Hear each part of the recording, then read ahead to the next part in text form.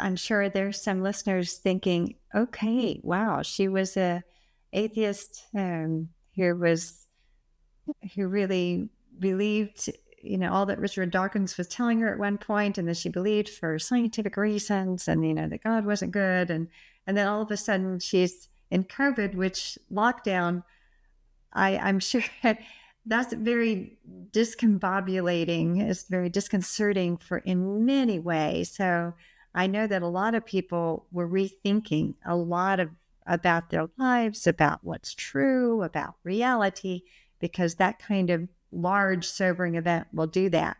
So you find yourself with a Christian who's inviting you to church, essentially, and it's something different than you thought it would. And you were open at that point to start reading the Bible. And then the next thing you know, you're telling me, okay, and then Jesus.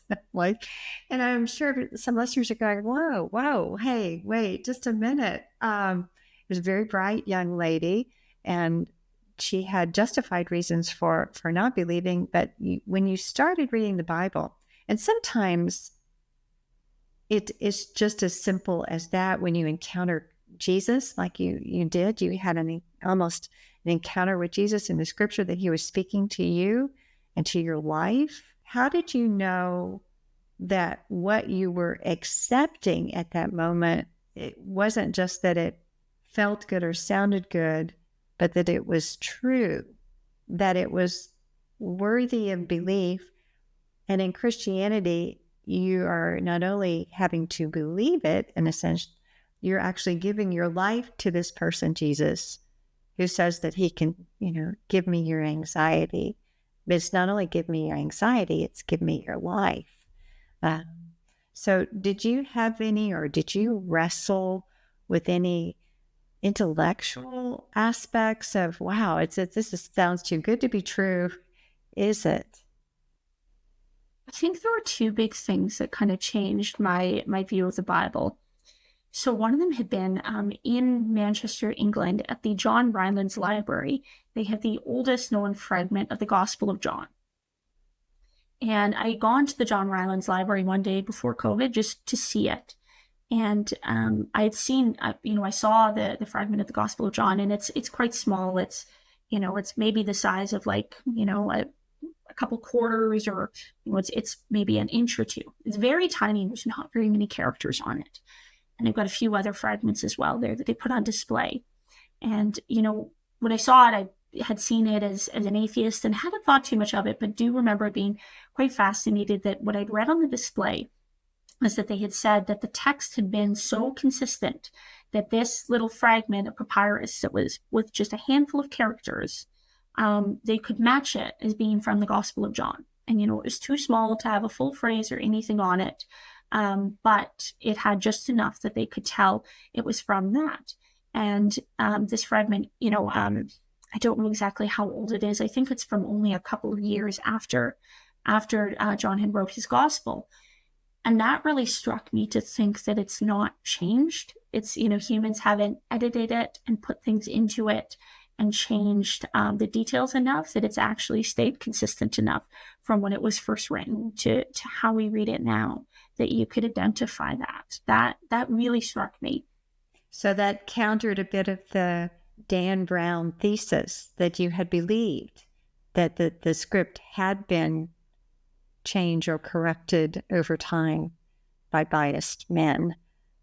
So I know that fragment was convincing in some way, that it was early and consistent and reliable. But there's a lot more to textual reliability than seeing a fragment, right? And so another thing that really challenged me on it as well was, and I believe it's in the Alpha course, one of the things that they talk about is the reliability of different historical texts. So you look at something like Homer's The Iliad, and we only have something like 2 ancient copies of it. Like, we don't have that many, but we attribute it to Homer when we generally consider what we're reading in the Iliad to be faithful to how it was written all those years ago.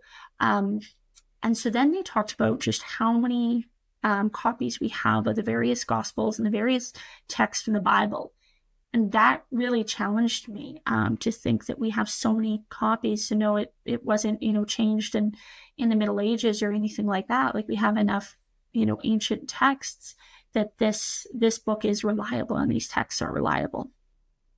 Yes, for anybody who's willing to look into that, we have what Dan Wallace would call an embarrassment of riches, that we have so many copies of the text that we can find what actually was close to the original by 99.95%, 99.5%, close to the originals, even though we don't have the original documents themselves.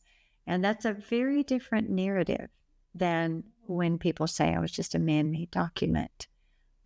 That it's not, it's like the telephone game, and it's been translated over time and over the years. But you, as a former, I guess, librarian, or you worked in that environment, you understand the integrity of texts, and that you had studied somewhat to understand that the reliability of the biblical text, so that when you were reading these things about Jesus, it didn't, it struck you as true, not just because Jesus said them, but actually there's documented evidence to show that there really is some substantive reasons to believe that it is true. And so I guess that gave you more confidence that what you were reading actually, and for the fact that it actually intersected with your life so personally.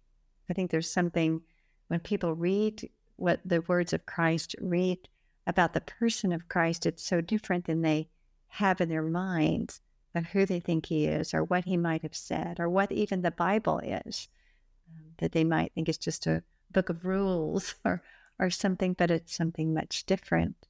So I presume that you read more than just Matthew, and that you really read the text a little bit more broadly, and to get the whole story. And I'm just curious, the person of Christ, who did you think Jesus was before you started reading the Bible? And then who did you come to find he was through reading and understanding who he was and what he claimed to be and what he said?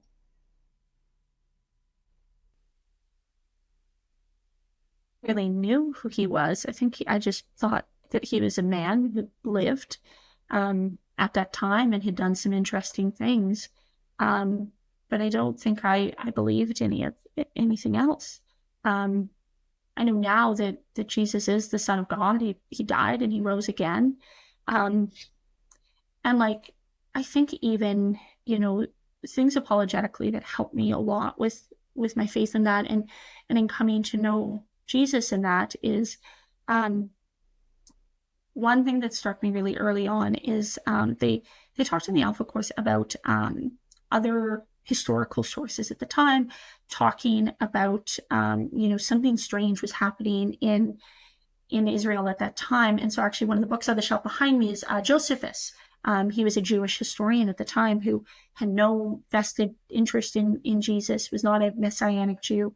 And he writes in his books about, a man rising from the dead, and, strange things happening at that time, which I thought was really interesting, and that you have, these sources that have nothing to gain from it, no vested interest, also reporting that something had happened. I also draw a lot to, I appreciate in Chuck Colson talks about this in his writings a lot, in how, in his experience with the Watergate case, you had all these guys that couldn't keep their story straight for a week, and they had a material interest in it. Whereas with Jesus, you have all of these people who have no, material interest in it. They're not getting rich from being Christians. They're not getting fancy jobs or cars or anything like that, but are willing to die to say that Jesus is Lord, that he died and rose again. And that really says something, and that their stories all, line up and are the same. That really said something to me as well. So, yeah, I'd say that's where a lot of it comes from. So the pieces came together for you, and you found the Bible to be worthy of belief, Jesus to be worthy of belief enough for you to give your life to him. Now, you've spoken about your life a little bit since. Through your journeying as an atheist, you spoke of issues with anxiety with regard to your life or the possibility of death, with regard to you're trying to find meaning and an identity that was worthwhile, that would be lasting. But some of those things seem to elude you as an atheist. How would you say that your life as a Christian had satisfied or met some of those, I would say, deep human longings? I have a lot less anxiety now. That's changed substantially. I'm not afraid of death anymore either. I mean, I obviously don't seek it out, but I'm not worried about it in the ways that I used to be. I have a lot more confidence, but I also have a lot more humility. I'm a lot more grounded in knowing what's right and what's wrong, and also even knowing what I'm responsible for. I think one of the most difficult things about looking back on my time as an atheist is that it's really exhausting trying to be this kind of moral arbiter of yourself, like coming up with your own moral framework, determining what's good and what's bad, and then constantly having to reevaluate that. As a Christian, you turn to God for that. You turn to Jesus for that. Jesus, lays out for us, his two commandments, which is to love and fear God and to love your neighbor as yourself. And that takes an awful lot of pressure off. Those can be hard to stick to. They can definitely be a challenge sometimes. It's incredibly, incredibly grounding. And so that just helps a tremendous amount. It provides a lot more direction in your life. My life is different now. And I'm just so thankful for it every day.